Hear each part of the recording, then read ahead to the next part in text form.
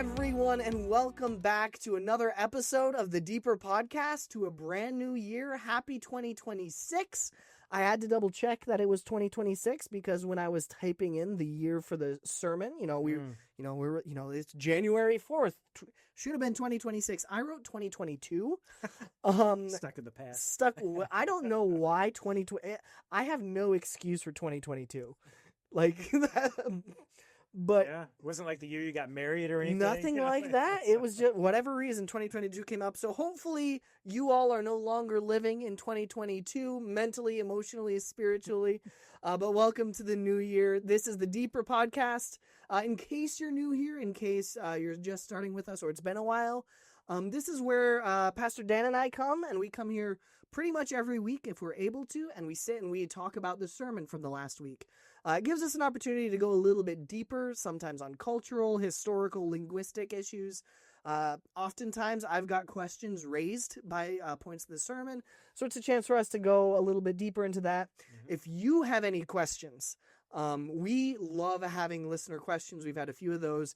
So if you have any questions about sermons or the context, what have you, just shoot me an email at aslater@friendshipcrc.org. And we'll make sure that we talk about that in our next sermon. Next Deeper. Maybe. Who knows? If it's a really good question. Make no promises there. No promises there. Dan, are you like a New Year's resolution kind of guy? Have you done that? Not to the extent of, like, I think of some things, but I'm not like very clearly like 1, 2, 3, 4. Mm-hmm. Sometimes I think maybe I should be better about goal setting. I feel like my wife Liz is much better about that. She has goals for this or that. I'm trying to maybe incorporate. I was just listening to a goals podcast, okay. So I'm like, all right, maybe that'll give me some ideas for various things. So I am really not a great example for like, all right, this year I want to do these things. Yeah. Well, maybe your New Year's resolution could be to have a resolution next year. And it gives you a whole year to prepare for it. That's right. Yeah, I like that. Yeah. I think I could do this. I'm kind of similar. I'm not like these specific goals, but I like to keep things a little more general. It's like, I want to go to the gym more often this year, because then I'm not like, oh man, I missed 1 week. Done. Yeah. It's just like, okay, give myself space for it. If you guys had any interesting New Year's resolutions or ones that you want to share with us, again, feel free to send those in. That'd be awesome. We'd love to hear it and pray along with you as you try and accomplish those.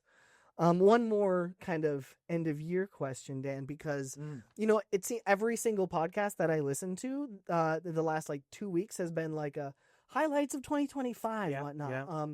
And we've had a lot of good content over the last year. And so I'm wondering, if you had to pick, and I know this might, as the pastor, be almost like picking your favorite child, but what was your favorite sermon series we did this year, and why?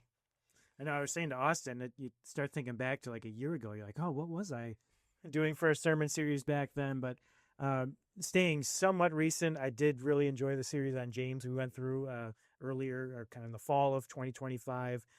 Just seemed like that really resonated a lot with our congregation. There's just a very practical side to James, of course, kind of comes right at you. But yeah, to spend time with it, go through it, it just felt like there was a lot of good things the Lord was bringing about through that. I did enjoy it. It's kind of a lighter, connected series, but in the summer we did kind of a clothing series, and I thought that actually came together really well and was enjoyable through the summer season to kind of go in and out, and we kind of reconnected a little bit with that around Christmas time and the swaddling clothes, and so yeah, a little different type of one, but I did really enjoy that James series. Man, that James one, if you've listened to us at all during the James series, you know that James was my favorite one of the year. Phenomenal, so practical, very good. But we can't live in the past, Dan. That's right. We must. Time there's a time for everything. That's right. So what did we talk about this week? Yeah, so obviously it was the first Sunday of the new year, and we were talking about, we had some series playing coming up, and some people still coming back from Christmas break, and we said, you know what, it'd be fitting to do something connecting with coming out of one year, coming into another. So what better place to go than Ecclesiastes 3, a time for everything, as Austin was just saying. And there's that wonderful poem there in verses 2 through 8, but it's helpful to get a little more context surrounding that, which sometimes books like Ecclesiastes, it's like, where do you begin and where do you stop? That kind of flows together. But we did verses 1 to 15 and kind of seeing what, the teacher's trying to bring through here about this wonderful poem about time that's so familiar to many people, but teaching us about our relationship with time, and as much as we try to control it, we can't. And being reminded that God is the determiner of time, and as we said, just even in brief, that doesn't mean, well, who cares what we do then? It has no effect. That's not what's being said there, but it is this overall realization we're not God and we don't control the times and things like that. And then, yeah, trying to have that balance of, there's this promise that comes with it. God promises he's going to make all things beautiful. We can take comfort in that, but it's also hard. The same verse even says, God's he's put eternity in our hearts, and that's kind of clouded our vision of what he's doing. And we struggle with that. And as we go through the toil of life, sometimes we really like, what's the point? We don't see it. What's going on? And so I wanted to really speak into that tension because, I'm looking out at a congregation, people who are listening here, been through a lot of things in the past year, and ups and downs, right? And some things you say, oh, that was beautiful, that timing. And others, it's more like, what was that? What's going on here? And I think the wisdom of that passage speaks right into our lives, and just there's struggle, there's also rejoicing, and also this push to, all right, trust in the Lord. Let's trust in him. But let's, be honest about it. It's not always easy to do that. There is a wrestling that comes with it. And then we tried to just think together then, well, how do we live wisely or more wisely, make a New Year's resolution to do so in the times we're given that we don't control these things, God does. He's not always easy to deal with, but he makes these promises. And so we just talked about a few things kind of even arising out of those verses to think about how can we live more wisely with the time God has placed us in. Yeah, which is, again, so good because we're all in that contemplative mode usually at the end of the year, at the start of the year. So really appreciated a lot of it. I did have a few questions and things I noticed. And one theme that was actually, I read through the whole chapter. Again, it is really difficult sometimes in Ephesians to know where do you start and end. But I was reading through what the chapter has in that chapter. And I noticed one theme kind of popped up once in the verses that we read and once at the very end of the chapter. And I felt were pretty appropriate, so I figured I'm going to just refresh our memory on it. It's verse 13 and 22. Verse 13 says that each of them may eat and drink and find satisfaction in all their toil, for this is the gift of God. And then in 22, so I saw that there is nothing better for a person than to enjoy their work, because that is their lot. For who can bring them to see what will happen after them? In both of these verses, Solomon is like, I hope, it's good to find satisfaction in your work, which is, that's great. I mean, if you're in your working years, you haven't retired yet, you're, not still in school, this is probably the thing you spend the most time doing other than sleeping. And for many of us, more than sleeping. So it is really important and good if you can, find joy in your work. But I have been in places in my past, and I know from looking around and talking to people, oftentimes we're not in a place where we are finding joy and satisfaction and meaning in our labor. It's something we do because we have to do it, because we have to pay the bills. But there's nothing, one of the things that I go back to is I was looking at, my experience. I spent about a year during my college time working at a factory. And I was a riveter, but not like a Rosie the Riveter, like doing cool things, climbing buildings. I took 2 pieces of metal, put them on a machine, hit a button, took them off the machine, and slid them down to the next one. And I did that for, 8 hours a day. Yeah, over and over. That was not something that I found joy or meaning. Would you say it wasn't riveting? It was not riveting. Couldn't help it. That's good. I love it. See, your New Year's resolution should be more puns, right? Always. That maybe isn't a good one for me. I think it's a great one. But no, it wasn't riveting. It wasn't something that I found a lot of meaning and significance in. And so for those of us who are in a place potentially where, our labor, we see some meaning to it. It pays the bills. It takes care of the family, but we are not finding joy or meaning in it. What encouragement or instruction can we pull from Scripture to help with that? There's so much here, Austin. It's I'm trying to, in my head, just not get too far afield. But part of me is like, you can tell Solomon was given wisdom and the Spirit was at work as he's writing these, because even in the way he writes those sentences, he uses the word toil to talk about these things, which implies like, it's this hard. is not very much fun. Yeah. And then he says, you're going to enjoy it too. And so there's that like tension already built in just in that phrase. Like, how do you enjoy toil? right? I think he's getting at the struggle. Like, Mhm. and go back to Genesis, and this is the struggle.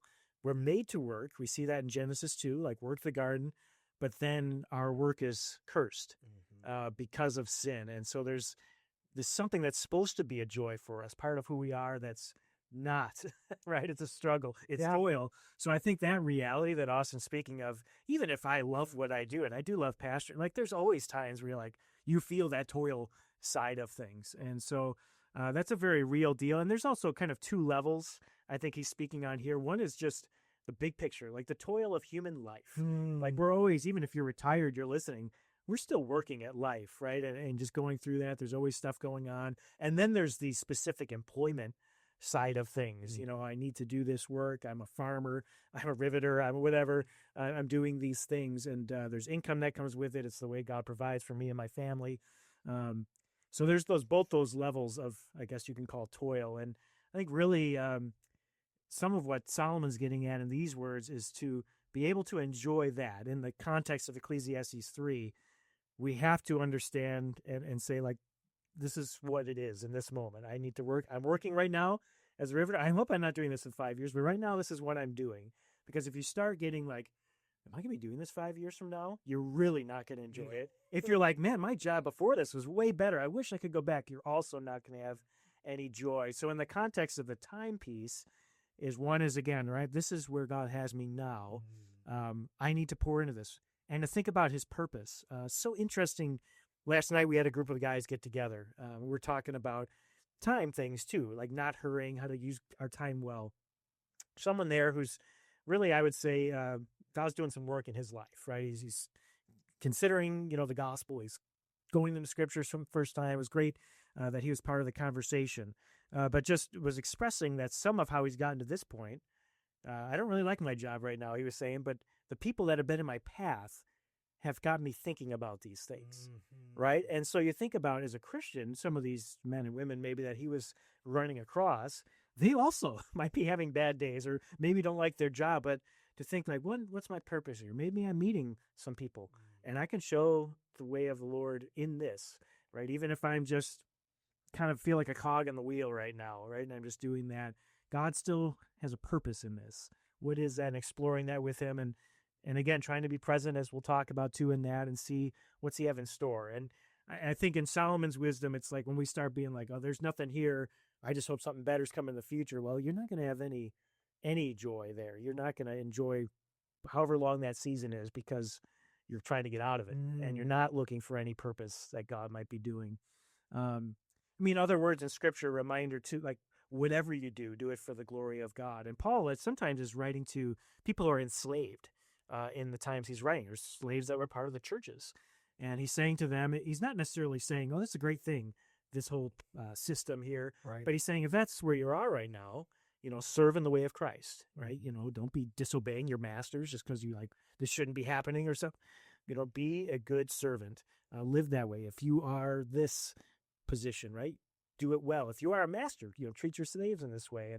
And so that reminder that it's not necessarily about what we're doing, but how we do it as well. And if we go about it in God's way, and that's what I think in verse 12, Solomon says, we go about trying to enjoy things, but while doing that, doing good.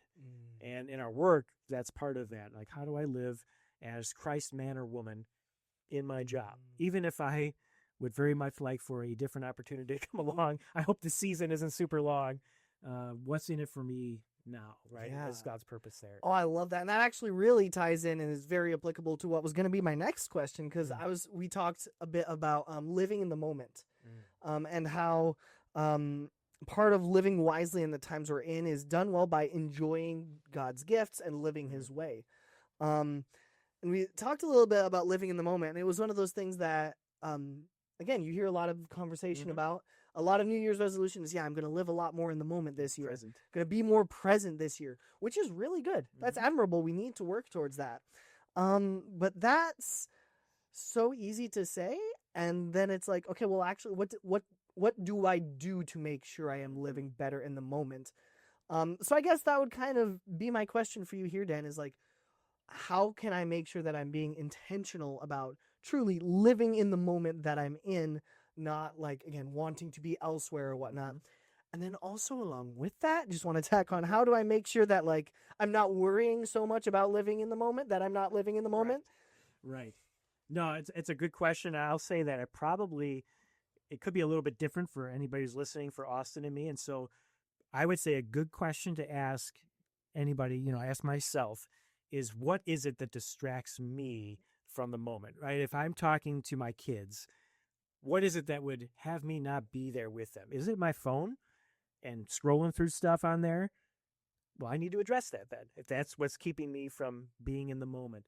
Is it just kind of this more, kind of philosophical, like we said, like I'm always thinking about, oh, what's coming next? I'm so anxious about what's going to be happening that I can't focus. Well, then maybe I need to think about, all right, why am I thinking about those things? And why am I always looking ahead, worried about, oh, what is this is going to change? This is great right now, but what, it's going to be different. Or if I use this example in worship. I can get so stuck thinking about the past. Oh, it was great when we sang songs like this, that I'm not present with the Lord in worship there. So that, in Solomon's context, right, that past, future, we have eternity in our hearts and we just want to look everywhere, but we need to really look in the present moment. But I think practically it is, what is it that takes you away from that? If it is, I'm at my work and I want to be present there. Well, what is it that would make you not?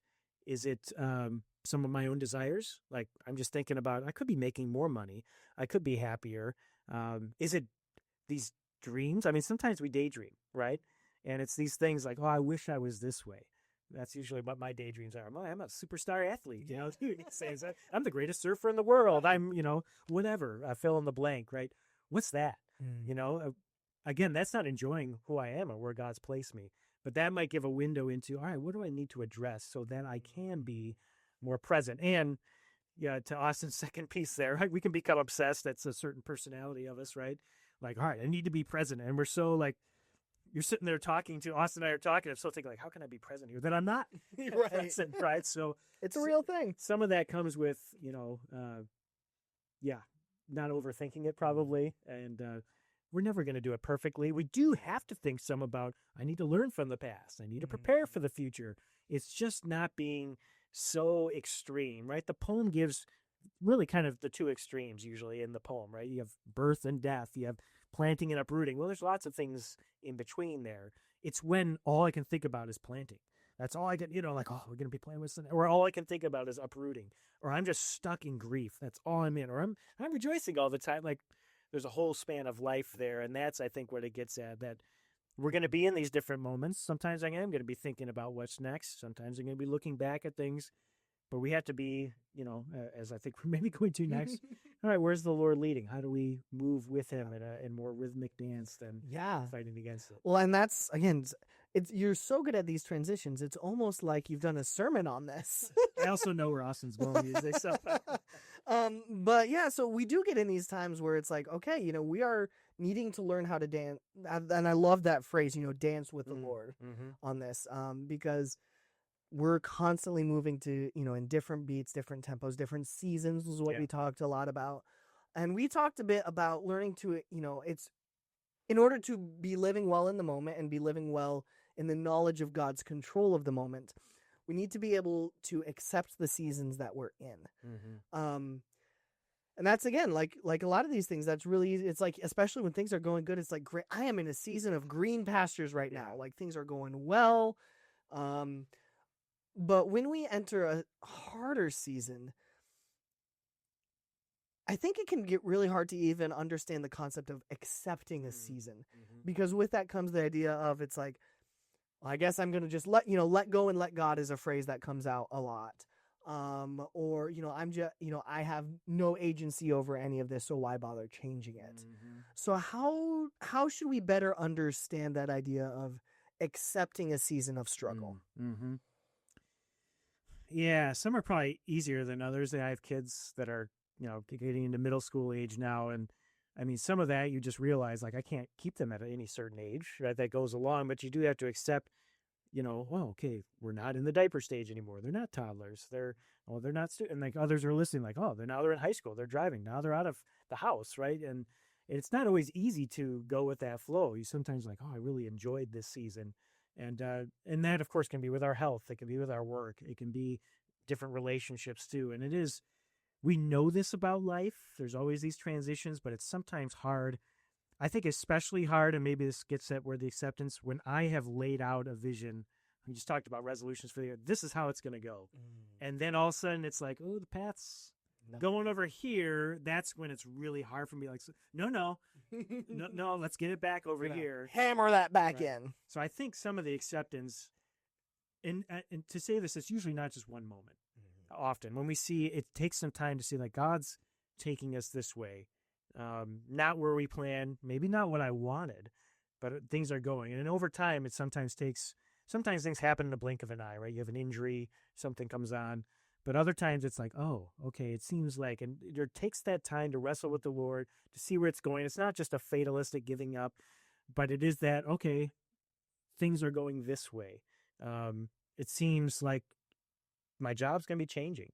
I kind of love doing this, but the company's changed, or my needs and abilities have changed. So, all right, now how do I be in this, right? It doesn't mean I don't work hard, but what's this going to be? What's God doing in that? I think that's more the accepting, always keeping in mind, like we talked about with the work things, what's God's purpose in this? If he's the determiner of time, going back to the passage, that means he has purpose in this. He's putting puzzle pieces together, to use that metaphor. So we can always be looking, yes, I need to accept that my body doesn't work like it did 20 years ago. I can't just do certain things that I used to do, and but what's God's purpose in that now? Maybe my I understand things better. Maybe I can work through that. Maybe as you come to retirement, right, it's hard to accept, like, oh man, I think I figured so much things out, and now I can't do certain things physically as much, but like you have a resource of time now, maybe like you didn't when you were working full time. What's God's purpose for you in that, right? And how does that relate to your life now? So I would say that acceptance comes with working to see God's purpose in the different seasons. And, in the suffering part, that's not something I would come to you and say, you lost a loved one, and be like, I wonder what God's purpose is, right? Right, yeah. Understandably, that's not where we're going right away. No. But over time, as we said, starting to think like, all right, what is God doing? What does he have? I get the privilege of being in the position of pastor and seeing people go through seasons and seeing some of that. And I think they probably do too, although some probably don't even realize it. We've had people here, previous churches I've been in, who have had hard losses. And yeah, they're grieving, and that grief can go on. And yet over time, you see them start to lean into maybe a new thing they can do for others because of what they've gone through and caring for others, right? And so I've seen people who have had tough losses, then someone else goes through it 5 years later, and there they are, walking with those people in their grief, certainly able to say words that are going to be appreciated and heard. And so in the moment, it's really hard to accept and see. In hindsight, and especially when you're from the outside, you can see, man, God is working. He's turning something that's not good, a loss in this life, into something that is, you can see more of the beauty. Yeah. You can see it coming together. Yeah. And yeah, we don't see it all. And that's why I think we need each other too. My brother, Pastor Eric, was reminding me too, as you go to chapter 4, he talks about the cord of 3 strands, and we do this in community as well, because we need each other. We need that strength. It's a reflection of how God is, Father, Son, and Spirit. So I think if you're in a season right now, you've had loss, you've had grief. First of all, I think the passage says, we live into that, right? It is appropriate to grieve. It's appropriate to wrestle with those things. And in the meantime, even under that, is trusting in the Lord, and He's doing something here, and we're trusting He has purpose. And I think as we go along, sometimes on the outside, it's easier for someone like myself to see it. But there is purpose in what God's doing. That's the promise of it too. So Yeah. if that gets at. Oh, absolutely. No, that was really good. Thank you. With our new year comes a new start. There's a time for everything. And right now we're in a time for starting a new season here at church. So Dan, the 50,000 foot view, what are we looking at for 2026? Yeah. You're thinking sermon-wise, right? Yes. Sermon-wise, we'll save for now. Yeah. We'll have a special episode where we just look at the entire world. Right. Just a 5-minute. Just 5 minutes. Yeah. No, sermon-wise, so the way Easter falls this year, it's pretty early, April 5th. And so Crazier. we were just looking at the calendar, planning things. It's like, oh, Lent is in February. It starts, right? And so it comes up pretty quickly. So this past year was the 1700th anniversary of the Nicene Creed first being formulated. And so the next several weeks, we're going to think about that creed, the statement of faith that spans really the entire church. And just, get into it. This next week will be a little bit of maybe the history of how this came together, and then thinking why it's important to pass the faith on to each other. That's what this is for, really. And then getting into a little bit, what does this say about the Father and about the Son and about the Spirit and the church, those kind of things.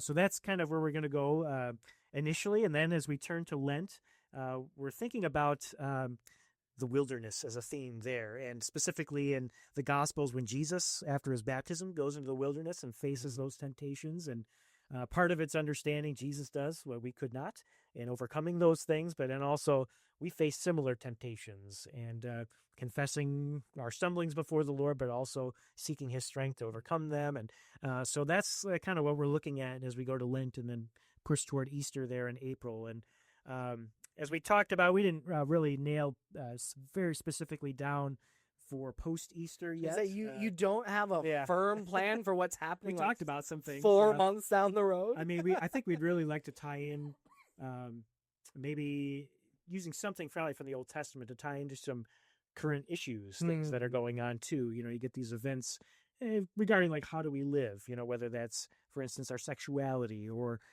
thinking about our stuff or and things like, or human life, things like that. And so it could be maybe there's tie-in with the commandments, or certainly the minor prophets can get into that. So we've been looking into something like that, kind of April, May. And the summer, we've often liked to do something visual, right? We said the clothing series, we've done like water in the Bible, we've done trees, kind of plant, like, to kind of have this theme that you could tie in. So we've been looking at some different things, like mountains. There's lots of important mountains in Scripture or something like that. So we will see where it goes. We still got to talk with our worship team and get some more details together. But we're always looking out ahead, and we'd be okay too if the Lord said, hey, this year I'm going to come back and you won't have to worry about that summer True. series. Listen, name it and claim it, Dan. That's right. So we'll keep praying that way too. Absolutely, 100%. Well, thank you so much for joining us. Happy 2026. Hope you had a wonderful new year. We will see you all next time.